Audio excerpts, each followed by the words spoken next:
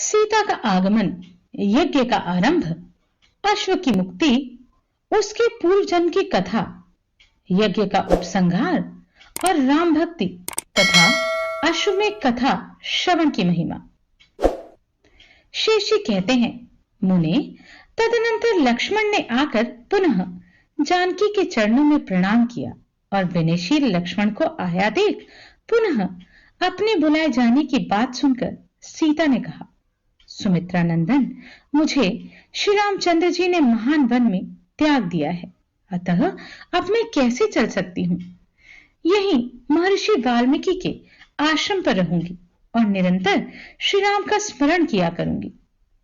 उनकी बात सुनकर लक्ष्मण ने कहा, माता जी, आप पतिव्रता हैं।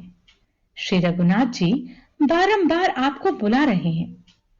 पतिव्रता स्त्री अपने पति के अपराध को मन में नहीं लेती, इसलिए इस उत्तम रथ पर बैठिए और मेरे साथ चलने की कृपा कीजिए।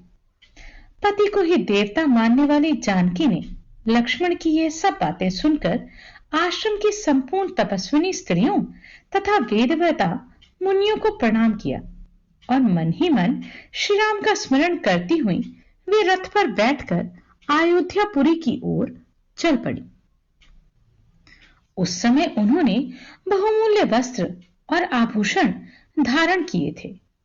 क्रमशः नगरी में पहुंचकर वे सरयू नदी के तट पर पहुंचे, जहां स्वयं श्री रघुनाथ जी विराजमान थे। पातिव्रत्य में तत्पर रहने वाली सुंदरी सीता वहां जाकर रथ से उतर गई और लक्ष्मण के साथ श्री रामचंद्र जी के समीप पहुंचकर उनके चरणों में लग गई। प्रेम विह्वला जानकी को आई देख श्री रामचंद्र जी बोले, साध्वी, इस समय तुम्हारे साथ में यज्ञ की समाप्ति करूंगा। तत्पश्चात सीता महर्षि वाल्मीकि तथा अन्य ब्रह्म ऋषियों को नमस्कार करके माताओं के चरणों में प्रणाम करने के लिए उत्कंठा पूर्वक उनके पास गई।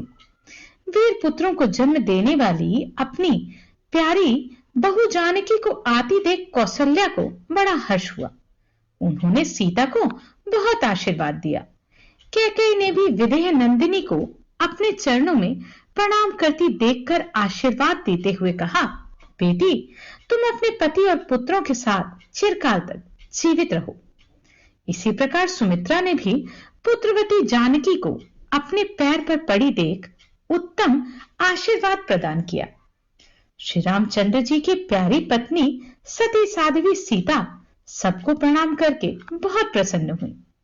श्री रघुनाथ जी की धर्म पत्नी को उपस्थित देख महर्षि कुंभज ने सोने की सीता को हटा दिया और उसकी जगह उन्हीं को बैठाया। उस समय यज्ञ मंडप में सीता के साथ बैठे हुए श्री रामचंद्र जी की बड़ी शोभा हुई। फिर उत्तम समय आने पर श्री रघुनाथ जी ने यज्ञ का कार्य आरंभ किया।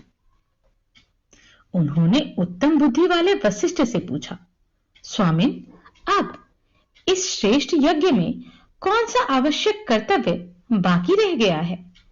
राम की बात सुनकर महाबुद्धिमान गुरुदेव ने कहा, अब आपको ब्राह्मणों की संतोषजनक पूजा करनी चाहिए। यह सुनकर श्री रामचंद्र जी ने महर्षि कुंभज को पूज्य मानकर सबसे पहले उन्हीं का पूजन किया। रत्न और सुवर्णों के अनेकों भार, मनुष्यों से भरे हुए कई देश तथा अत्यंत प्रीतिदायक वस्तुएं दक्षिणा में देकर उन्होंने पत्नी सहित अगस्त्य मुनि का सत्कार किया। फिर उत्तम रत्न आदि के द्वारा पत्नी सहित महर्षि च्यवन का पूजन किया।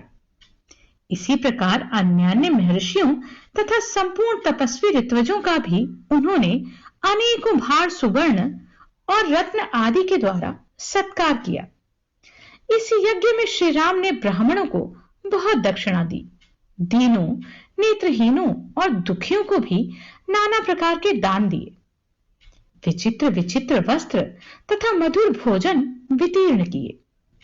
भगवान ने शास्त्र की आज्ञा के अनुसार ऐसा दान किया जो सबको संतोष देने वाला था। उन्हें सबको दान देते देख महर्षि कुंभज को बड़ी प्रसन्नता हुई। उन्होंने अश्व को नहलाने के निर्मित अमृत के समान जल मंगाने के लिए 64 राजाओं को उनकी रानियों सहित बुलाया। श्री रामचंद्र जी सब प्रकार के अलंकारों से सुशोभित सीता जी के साथ सोने के घड़े में जल ले आने के लिए गए। उनके पीछे मांडवी के साथ भरत, उर्मिला के साथ लक्ष्मण और श्रुति कीर्ति के साथ शत्रुघ्न, कांतिमती के साथ पुष्कर, कोमला के साथ लक्ष्मी निधि, महामूर्ति के साथ विभीषण, सुमनोहारी के साथ सुरथ तथा मोहना के साथ सुग्रीव भी चले। इसी प्रकार और कई राजाओं को वशिष्ठ ऋषि ने भेजा। उन्होंने स्वयं भी शीतल एवं पवित्र जल से भरी हुई सरयू में जाकर वेद मंत्र के द्वारा उसके जल को अभिमंत्रित किया। वे बोले, हे जल, तुम संपूर्ण लोकों की रक्षा करने वाले श्री रामचंद्र जी के यज्ञ के लिए निश्चित किए हुए इस अश्व को पवित्र करो। मुनि के अभिमंत्रित किए हुए उस जल को राम आदि सभी राजा ब्राह्मणों द्वारा सुसंस्कृत यज्ञ मंडप में ले आए।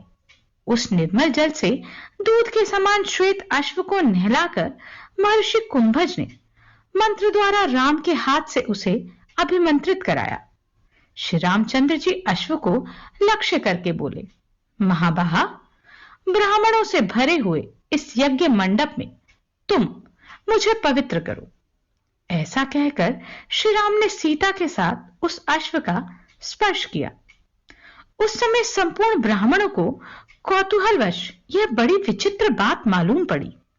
वे आपस में कहने लगे, अहो, जिनके नाम का स्मरण करने से मनुष्य बड़े बड़े पापों से छुटकारा पा जाते हैं, वे ही श्री रामचंद्र जी ये क्या कह रहे हैं? क्या अश्व इन्हें पवित्र करेगा? यज्ञ मंडप में श्री राम के हाथ का स्पर्श होते ही उस अश्व ने पशु शरीर का परित्याग करके तुरंत दिव्य रूप धारण कर लिया। अश्व का शरीर छोड़कर दिव्य रूपधारी मनुष्य के रूप में प्रकट उस अश्व को देखकर यज्ञ में आए हुए सब लोगों को बड़ा विस्मय हुआ। यद्यपि श्री रामचंद्र जी स्वयं सब कुछ जानते थे, तो भी सब लोगों को इस रहस्य का ज्ञान कराने के लिए उन्होंने पूछा, दिव्य शरीर धारण करने वाले पुरुष, तुम कौन हो? अश्व योनि में क्यों पड़े हो तथा इस समय क्या करना चाहते हो? यह सब बातें बताओ। राम की बात सुनकर दिव्य रूपधारी पुरुष ने कहा, भगवान, आप बाहर और भीतर सर्वत्र व्याप्त हैं, अतः आपसे कोई बात छिपी नहीं है। फिर भी यदि पूछ रहे हैं तो मैं आपसे सब कुछ ठीक ठीक बता रहा हूं। पूर्व जन्म में मैं एक परम धर्मात्मा ब्राह्मण था, किंतु मुझसे एक अपराध हो गया था। महाबाहो, एक दिन मैं पाप हारिणी सरयू के तट पर गया और वहां स्नान, पितरों का तर्पण तथा विधि पूर्वक दान करके वेदोक्त रीति से आपका ध्यान करने लगा। महाराज, उस समय मेरे पास बहुत से मनुष्य आए और उन सबको ठगने के लिए मैंने कई प्रकार का दंभ प्रकट किया। इसी समय महातेजस्वी महर्षि दुर्वासा अपनी इच्छा के अनुसार पृथ्वी पर विचरते हुए वहां आए और सामने खड़े होकर मुझ दंभी को देखने लगे। मैंने मौन धारण कर रखा था, ना तो उठकर उन्हें अर्घ्य दिया, ना उनके प्रति कोई स्वागतपूर्ण वचन ही मुंह से निकाला। मैं उन्मत्त हो रहा था। महामती दुर्वासा का स्वभाव तो यूं ही तीक्ष्ण है। मुझे दंभ करते देख वे और भी प्रचंड क्रोध के वशीभूत हो गए तथा शाप देते हुए बोले, ताप साधन, यदि तू सरयू के तट पर ऐसा घोर दंभ कर रहा है तो पशु योनि को प्राप्त हो जा। मुनि के दिए हुए शाप को सुनकर मुझे बड़ा दुख हुआ और मैंने उनके चरण पकड़ लिए। रघुनंदन, तब मुनि ने मुझ पर महान अनुग्रह किया। वे बोले, तापस, तू श्री रामचंद्र जी के अश्वमेध यज्ञ का अश्व बनेगा। फिर भगवान के हाथ का स्पर्श होने से तू दंभहीन दिव्य एवं मनोहर रूप धारण कर परम पद को प्राप्त हो जाएगा। महर्षि का दिया हुआ यह शाप भी मेरे लिए अनुग्रह बन गया। राम, अनेकों जन्मों के पश्चात देवता आदि के लिए भी जिसकी प्राप्ति होना कठिन है, वही आपकी अंगुलियों का अत्यंत दुर्लभ स्पर्श आज मुझे प्राप्त हुआ है। महाराज, अब आज्ञा दीजिए, मैं आपकी कृपा से महत पद को प्राप्त हो गया हूं, जहां न शोक है, न जरा, न मृत्यु, न काल का विलास। उस स्थान को जाता हूं राजन, यह सब आपका ही प्रसाद है। यह कहकर उन्होंने श्री रघुनाथ जी की परिक्रमा की और श्रेष्ठ विमान पर बैठकर भगवान के चरणों की कृपा से वह उनके सनातन धाम को चला गया। उस दिव्य पुरुष की बातें सुनकर अन्य साधारण लोगों को भी श्री रामचंद्र जी की महिमा का ज्ञान हुआ और वे सब के सब परस्पर आनंद मग्न होकर बड़े विस्मय में पड़े। महाबुद्धिमान वात्सायन जी, सुनिए, दंभ पूर्वक स्मरण करने पर भी भगवान श्रीहरि मोक्ष प्रदान करते हैं।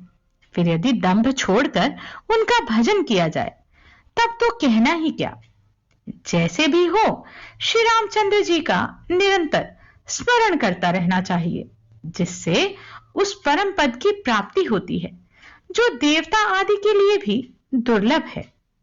अश्व की मुक्ति रूपी विचित्र व्यापार देखकर मुनियों ने अपने को भी कृतार्थ समझा, क्योंकि वे स्वयं भी श्री रामचंद्र जी के चरणों के दर्शन और कर स्पर्श से पवित्र हो रहे थे।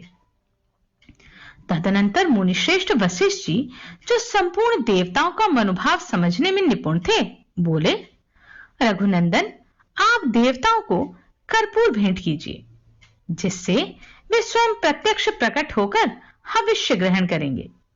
यह सुनकर श्री रामचंद्र जी ने देवताओं की प्रसन्नता के लिए शीघ्र ही बहुत सुंदर कर्पूर अर्पण किया।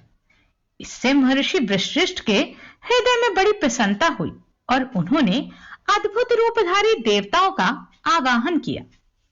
मुनि के आवाहन करने पर एक ही क्षण में संपूर्ण देवता अपने अपने परिवार सहित वहां आ पहुंचे।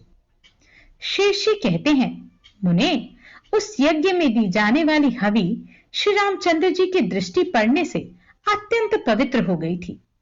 देवताओं सहित इंद्र उसका आस्वादन करने लगे। उन्हें तृप्ति नहीं होती थी, अधिकाधिक लेने की इच्छा बनी रहती थी। नारायण, महादेव, ब्रह्मा, वरुण, कुबेर तथा अन्य लोकपाल सब के सब तृप्त हो अपना अपना भाग लेकर अपने धाम को चले गए। होता का कार्य करने वाले जो प्रधान प्रधान ऋषि थे, उन सबको भगवान ने चारों दिशाओं में राज्य दिया तथा उन्होंने भी संतुष्ट होकर श्री रामचंद्र जी को उत्तम आशीर्वाद दिया। पश्चात वशिष्ठ जी ने पूर्णाहुति करके कहा, सौभाग्यवती स्त्रियां आकर यज्ञ की पूर्ति करने वाले महाराज की अभ्युदय कामना करें। उनकी बात सुनकर स्त्रियां उठी और बड़े बड़े राजाओं द्वारा पूजित श्री रामचंद्र जी के ऊपर, जो अपने सौंदर्य से कामदेव को भी परास्त कर रहे थे, अत्यंत हर्ष के साथ लाजा अर्थात खील की वर्षा करने लगी। इसके बाद महर्षि ने श्री रामचंद्र जी को अवभृत अर्थात यज्ञांत स्नान के लिए प्रेरित किया। तब श्री रघुनाथ जी आत्मीय जनों के साथ सरयू के उत्तम तट पर गए। उस समय जो लोग सीतापति के मुख चंद्र का अवलोकन करते, वे एकटक दृष्टि से देखते ही रह जाते। उनकी आंखें स्थिर हो जाती थी। जिनके हृदय में चिरंतन काल से भगवान के दर्शन की लालसा लगी हुई थी, वे लोग महाराज श्री राम को सीता के साथ सरयू की ओर जाते देख आनंद में मग्न हो गए। अनेकों नट और गंधर्व उज्जवल यश का गान करते हुए सर्वलोक नमस्कृत महाराज के पीछे पीछे गए। नदी का मार्ग झुंड के झुंड स्त्री पुरुषों से भरा था। उसी से चलकर वे शीतल एवं पवित्र जल से परिपूर्ण सरयू नदी के समीप पहुंचे। वहां पहुंचकर कमल नयन श्री राम ने सीता के साथ सरयू के पावन जल में प्रवेश किया। तत्पश्चात भगवान के चरणों की धूलि से पवित्र हुए उस विश्व वंदित जल में संपूर्ण राजा तथा साधारण जन समुदाय के लोग भी उतरे। धर्मात्मा श्री रामचंद्र जी सरयू के पावन जल प्रवाह में सीता के साथ चिरकाल तक क्रीड़ा करके बाहर निकले फिर उन्होंने धौत वस्त्र धारण किया, किरीट और कुंडल पहने तथा केयूर और कंकण की शोभा को भी अपनाया। इस प्रकार वस्त्र और आभूषणों से विभूषित होकर करोड़ों कंदर्पों की सुषमा धारण करने वाले श्री रामचंद्र जी अत्यंत सुशोभित हुए। उस समय कितने ही राजे महाराजे उनकी स्तुति करने लगे।